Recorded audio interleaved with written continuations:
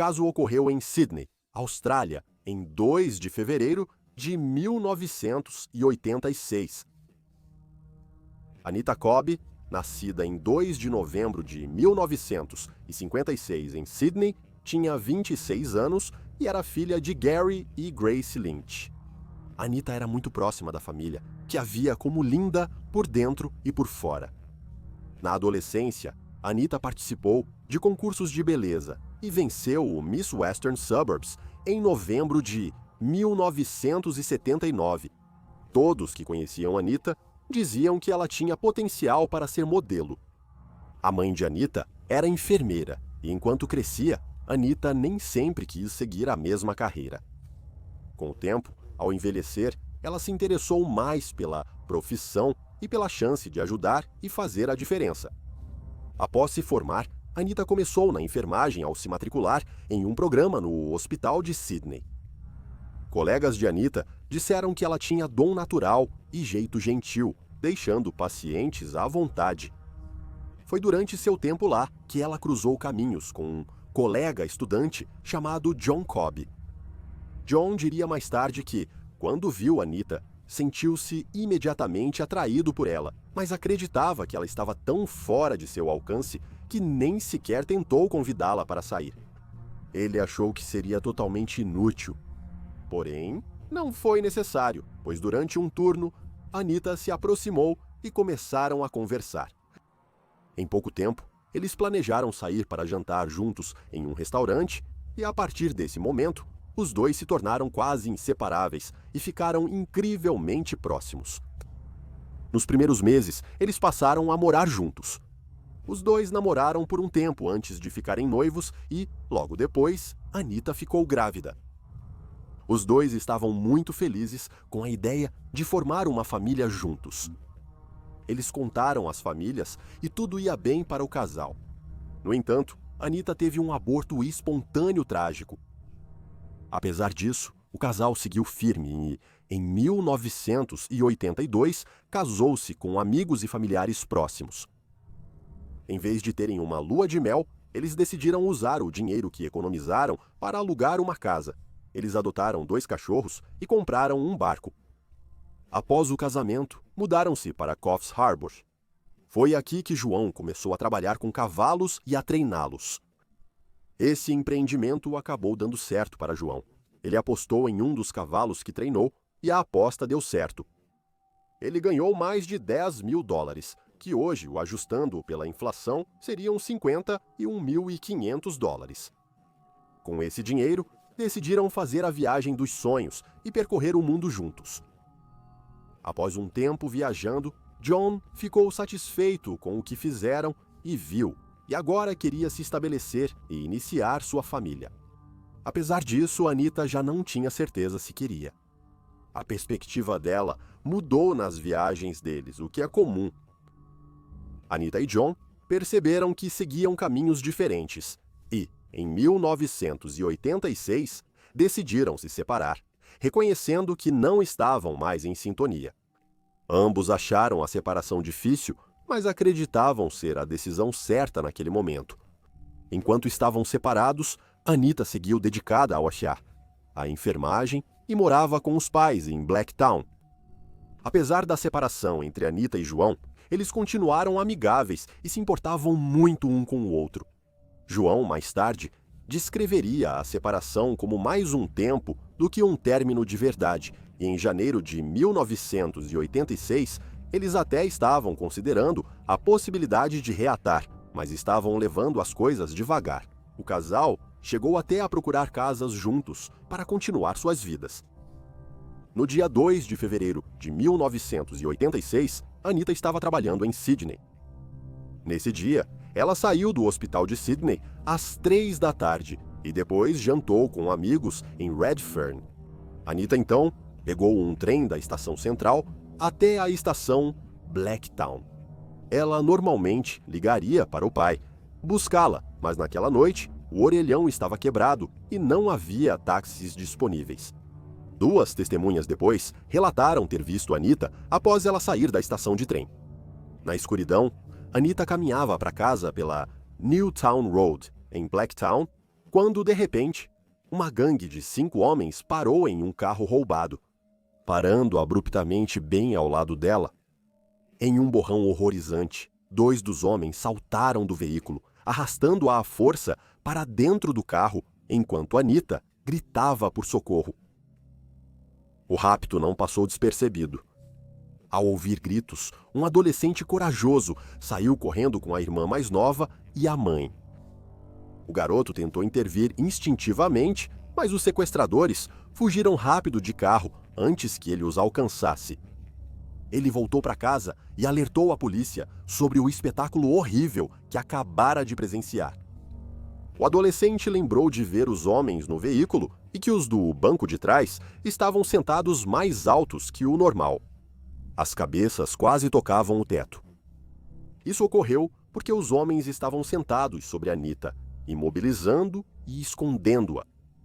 Na viagem de carro mais aterrorizante possível, Anita foi forçada pelos homens a tirar a roupa. Ela recusou essa exigência. Ela implorou aos homens que a deixassem ir, dizendo aos sequestradores que era casada e estava menstruada, esperando que isso fosse suficiente para despertar alguma compaixão neles e ser poupada. Mas esses homens não tinham compaixão alguma. Em vez disso, começaram a espancar Anita brutalmente. A surra foi tão severa que seu nariz e ambos os ossos das bochechas foram quebrados. A dor e o medo que ela deve ter sentido são inimagináveis. Depois de quebrar os ossos de seu rosto, os homens a forçaram a fazer sexo oral em todos os 5. Os homens foram a um posto de gasolina aberto à noite. Roubaram a bolsa e o dinheiro de Anita, usando o valor para abastecer o carro. Durante esse tempo, Anita estava nua e imobilizada no banco de trás. Anita foi repetidamente espancada e abusada por seus agressores enquanto era levada a um campo isolado em Prospect. Anita foi tão brutalmente espancada que não conseguia andar. Ela foi arrastada por uma cerca de arame farpado até um campo, onde continuaram a atacá-la por um tempo. Durante horas, ela foi agredida e abusada pelos homens. Um fazendeiro que vivia perto do campo ouviu gritos. Ele achou que os gritos vinham de um animal ou adolescentes brincando. Ele não fazia ideia da realidade horrível. Após horas de tormento, os homens começaram a perceber que, se a deixassem ir, ela seria capaz de identificá-los. O líder desse grupo então decidiu matar Anita. Ele sacou a faca e, incentivado pelos outros, foi até Anita. Anita antecipou o que ele ia fazer quando ele levou a faca ao pescoço dela. Enquanto ele fez isso, Anita agarrou a lâmina fal afiada, ela segurou firme e uma breve luta se seguiu. Isso fez alguns dedos de Anita quase serem decepados. O agressor cerrava os dedos dela e, depois de cerrar seus dedos, começou a cerrar sua garganta, de forma tão impiedosa que ela quase foi decapitada. Em um último ato de brutalidade inimaginável, seu corpo sem vida foi colocado em uma cerca de arame farpado antes que todos os 5 homens fugissem do local. Queimaram as roupas dela e destruíram as evidências. Quando Anita não voltou à noite, seus pais acharam que ela dormiu na casa de uma amiga. Como ela não foi ao trabalho no dia seguinte, seus pais a denunciaram como desaparecida em 3 de fevereiro. No dia seguinte, um fazendeiro encontrou o corpo dela sem vida em seu campo. A polícia supôs que o corpo no campo era de Anita, pois seus pais a haviam acabado de denunciar como desaparecida. A aliança de Anita ainda estava em seu dedo. Um investigador foi à casa dos pais de Anita e perguntou se reconheciam a aliança. A família dela a reconheceu na hora. João foi informado sobre o assassinato de Anita. A notícia o devastou completamente. Ele não queria aceitar que sua esposa estava morta e teve muita dificuldade para lidar com a notícia. 3 dias após saber da morte, ele usou substâncias ilegais para tentar lidar com a situação. Os policiais começaram a trabalhar imediatamente para encontrar o assassino ou os assassinos. Mas é claro, nesses tipos de casos, muitas vezes é alguém que a vítima conhece. Um amigo, um membro da família, um cônjuge. Era bem conhecido que o relacionamento de John e Anita estava em crise. Para muitos, parecia óbvio demais que John era o assassino. Suspeitaram dele de imediato. Até quem conhecia John suspeitava que ele tirou a vida dela. Os investigadores achavam que o caso estava encerrado, mas precisavam provar que John realmente a matou. Eles começaram a interrogá-lo, porém suas técnicas de interrogatório, pelo menos de acordo com John, eram bastante sugestivas e violentas. Eles começaram a dizer para John que ele era culpado, que sabiam que tinha sido ele e que ele deveria fazer a coisa certa e confessar. De acordo com John, eles até o jogaram contra a parede e contra o chão. John realmente sentiu um pouco de culpa. Ele sentiu que deveria ter ido buscar a Anita no restaurante. Se ele tivesse feito isso, nada disso teria ocorrido. Mas essa é uma maneira incrivelmente injusta de ver a situação, e João não tem absolutamente nenhuma responsabilidade pelo que aqueles homens fizeram. Mas por causa da culpa que ele já sentia, da confusão em sua mente, das horas de interrogatório, das agressões físicas, das acusações constantes e da pressão para que ele confessasse, João acabou admitindo o assassinato. Ele chegou a duvidar de si mesmo, achando que, se a polícia tinha tanta certeza, devia ter feito algo. Mas as coisas simplesmente não faziam sentido. Com a investigação avançando, a polícia percebeu que estava errada sobre João. A sequência de eventos que levou ao assassinato não fazia sentido e João acabou sendo descartado como suspeito. João, então, entrou em uma depressão profunda enquanto a investigação continuava.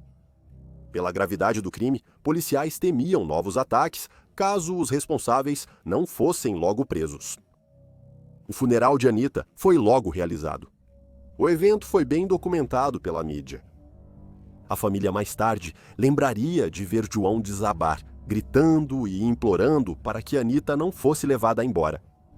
Em uma atitude considerada bastante controversa, um apresentador de rádio leu ao vivo no ar os detalhes explícitos do laudo da autópsia de Anita. Isso alimentou ainda mais a indignação pública e impulsionou a busca pelos assassinos dela. O laudo da autópsia foi horrível. O corpo de Anita foi tão espancado que até o policial e o legista mais experientes ficaram chocados. Os homens a torturaram horrivelmente. Ela tinha cortes no corpo por ter sido arrastada viva, sobre uma cerca de arame farpado, vários cortes no pescoço e a orelha quase decepada. Ela tinha hematomas extensos e graves no rosto, cabeça, ombros, perna, virilha, costas e coxas. Os agressores atacaram principalmente os seios e a virilha dela, que ficaram gravemente feridos. Sua traqueia foi cortada e 3 dedos quase decepados. Isso ocorreu quando Anita se defendeu dos agressores. Anita aparentemente lutou muito pela própria vida, pois o legista encontrou vários ferimentos defensivos nos braços e pulsos dela. O corpo dela estava ensanguentado e machucado. As órbitas dos olhos dela estavam quebradas, ambos os olhos roxos, e os ossos das bochechas despedaçados. Os 2 ombros estavam deslocados. Também havia rumores de que uma faca havia sido usada nos órgãos genitais de Anita como forma de torturá-la, embora o legista tenha posteriormente refutado essa afirmação. O governo ofereceu recompensa de $50 mil por informações que levassem à captura do assassino ou assassinos dela. Ficou claro para aqueles que realizaram a autópsia que Anita teria sofrido uma morte extremamente dolorosa. O assassinato dela, até hoje, é considerado um dos mais horríveis da Austrália e, para muitas pessoas, este é o pior. O nome Anita Cobb é muito conhecido no país. Após a divulgação dos resultados da autópsia no rádio, o público ficou furioso e exigiu justiça. Eles queriam que os responsáveis fossem enforcados. Os investigadores, então, refizeram os últimos passos conhecidos de Anita, esperando que reconstituir seus últimos dias de vida pudesse incentivar algumas testemunhas a se apresentarem. O avanço veio quando um informante avisou sobre um carro roubado à polícia. Isso depois resultou na prisão de João Travers e Miguel Murdoch. João Travers confessou o roubo do carro, mas deu versões contraditórias sobre o assassinato e foi preso. Eles acreditavam que ele era o responsável, mas não conseguiram obter uma confissão dele. João Travers pediu que chamassem um amigo, cujo número foi entregue à polícia investigativa, que contatou a mulher. A mulher acabou sendo a tia de João Travers e foi apelidada de Senhora X. Senhora X concordou em ajudar na investigação, fornecendo às autoridades detalhes sobre o passado de João.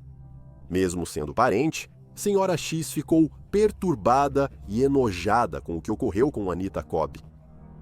Ela acreditava que se João fosse realmente culpado desse crime, então ele deveria enfrentar a justiça com todo o rigor da lei. Em uma operação secreta engenhosa, Senhora X concordou em gravar uma conversa com João Travers e Miguel Murdoch. Ambos os homens admitiram o crime. Isso, então, levou à prisão de 3 irmãos, Miguel, Gary e Les Murphy. 5 homens foram acusados de matar Anita Cobb. 22 dias após o assassinato, todos os 5 homens foram acusados e a polícia é elogiada pela resposta rápida e eficiente. Michael Murphy e seu irmão Gary foram os últimos capturados, pois estavam foragidos. Eles foram encontrados finalmente e quando Gary foi preso, ele ficou tão assustado que se urinou. Houve uma luta e Gary fez o possível para resistir à prisão. Isso resultou no rosto de Gary sendo arrastado pelo chão enquanto era preso, causando grandes ferimentos em sua pele. Gary depois alegou que a polícia fez isso de propósito. Quando souberam da captura dos homens, centenas se reuniram na delegacia. As pessoas estavam muito furiosas. Alguns policiais temiam que a multidão reunida tentasse arrastá-los às ruas em busca de justiça própria. Então agora, os assassinos foram pegos, mas havia uma pergunta perturbadora que corroía a consciência coletiva do público. Quem cometeria um crime tão inimaginavelmente cruel? O líder da gangue era John Travers, que tinha só 18 anos na época do assassinato. John tinha um histórico de crimes.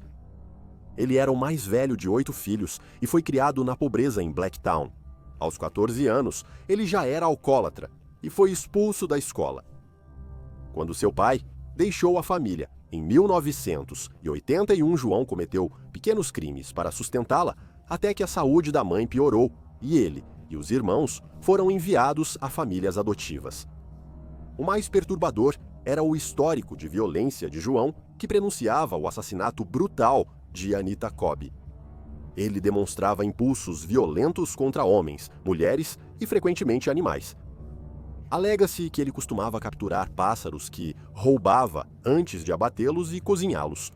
Ele também costumava capturar cordeiros e ovelhas antes de abatê-los e assar suas carcaças. Michael Murdoch era amigo de infância e cúmplice de John. Ele passou grande parte de sua juventude em prisões para menores, onde vivenciou extrema violência. O julgamento do assassinato de Anita Cobb começou em Sydney no dia 16 de março de 1987. Enquanto eles eram conduzidos para as salas do tribunal, multidões se reuniam, muitos apontando para Gary, enquanto ele entrava e dizendo: "Esse é o covarde que se mijou." A promotoria apresentou um caso forte contra os acusados. Eles se basearam em provas forenses, depoimentos de testemunhas e nas confissões obtidas durante a investigação policial. A defesa dos acusados montou várias estratégias, incluindo tentar lançar dúvidas sobre a confiabilidade das confissões e das provas forenses. Durante o julgamento, o advogado de Gary tentou apresentá-lo de forma mais simpática por causa da surra que ele levou ao ser preso. Um dos policiais que havia o prendido foi levado para a sala do tribunal. O advogado de Gary questionou o policial, querendo saber por que o rosto de Gary estava arranhado. O policial respondeu: "Deve ter acontecido quando eu estava com minha bota na cabeça dele." A defesa afirmou que as confissões foram coagidas e que as provas forenses podem não ser conclusivas. O julgamento virou espetáculo, com o público atento esperando justiça. Após um julgamento longo e emocionante, o júri apresentou seu veredicto. John Travers, Michael Murdoch e os irmãos Murphy foram condenados por sequestro, abuso sexual e assassinato de Anita Cobb. Todos foram condenados à prisão perpétua, sem chance de liberdade.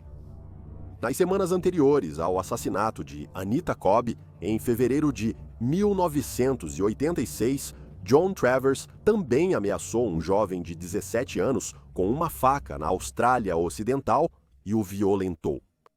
Os dois ataques foram quase idênticos, mas a vida do jovem de 17 anos foi poupada. Apesar das sentenças máximas, muitos do público acharam isso muito brando. O público queria que eles tivessem o mesmo fim de Anita, ou ao menos fossem executados. Havia imagens de alguns dos assassinos sorrindo após serem acusados, claramente sem nenhum remorso pelo crime horrendo. A falta de remorso irritou ainda mais o público, levando a mais pedidos para que eles fossem condenados à morte. Após a trágica perda de sua filha, os pais de Anita Cobb se uniram aos pais de outra vítima de assassinato e juntos fundaram o Grupo de Apoio a Vítimas de Homicídio, uma organização comunitária dedicada a ajudar famílias que lidam com crimes hediondos. Os pais de Anita também desempenharam um papel significativo na defesa de sentenças mais rigorosas após a sua filha ser assassinada. Esses esforços levaram a mudanças no sistema jurídico. Michael Murphy, um dos 5 homens, morreu no hospital Long Bay em 21 de fevereiro de 2019, aos 66 anos. Os demais homens seguem presos. Alguns sofreram agressões frequentes de outros detentos. John Cobb sempre se alegra ao saber das agressões contra esses homens. Em entrevista, John Cobb afirmou: "Ainda sonho em matá-los. Pensava muito em vingança." Isso era paralisante. Era um pensamento tão negativo e eu vivi com isso por anos e anos. Eu ainda os mataria em 1 segundo, num piscar de olhos e sem nenhum remorso. Eu estou feliz em ir para a cadeia pelo resto da minha vida. Já matei eles de várias formas nos meus sonhos. Eles tiveram um efeito tão duradouro em mim. Em uma ocasião, um dos assassinos foi tão espancado na prisão que teve que ir para o hospital. Depois, soube-se que Gary estava internado no mesmo hospital onde John Cobb era enfermeiro. John disse que, ao descobrir, sentiu-se totalmente enojado. John contou às pessoas próximas que Gary teve sorte dele não saber que ele estava no hospital, porque se soubesse, ele disse que o teria matado na hora. Com o passar dos anos, John Cobb conseguiu vencer seus vícios e seguir em frente, conhecendo outra pessoa. Ele chegou a se casar novamente e teve 2 filhos, mas o casal acabou se separando depois. John trocou o nome de Cobb para Francis em 1987, pois sentia que Cobb o associava ao assassinato de Anita e ainda se sentia responsável pela morte dela. Anos depois, ele voltou a usar o sobrenome Cobb, apoiado pelos filhos, que também fizeram o mesmo. Eles trocaram o nome de Francis para Cobb. Os pais de Anita já faleceram. A irmã de Anita disse que seus pais nunca superaram a morte de Anita. Eles lutaram com isso todos os dias de suas vidas. Senhora X, que ajudou a levar os assassinos à justiça e gravou a confissão do sobrinho, segue sob proteção à testemunha. Pessoas próximas aos assassinos não gostaram do envolvimento dela e querem vê-la morta. Por simplesmente ter feito a coisa certa, ela ainda recebe ameaças de morte muito sérias. O julgamento dos assassinos de Anita Cobb marcou a história jurídica da Austrália. O veredito trouxe certo alívio de encerramento para a família de Anita e o público. Até quem nunca conheceu Anita estava profundamente envolvido no caso. Uma placa foi colocada no hospital de Sydney para homenagear a vida de Anita. Agora, isso é algo realmente nojento.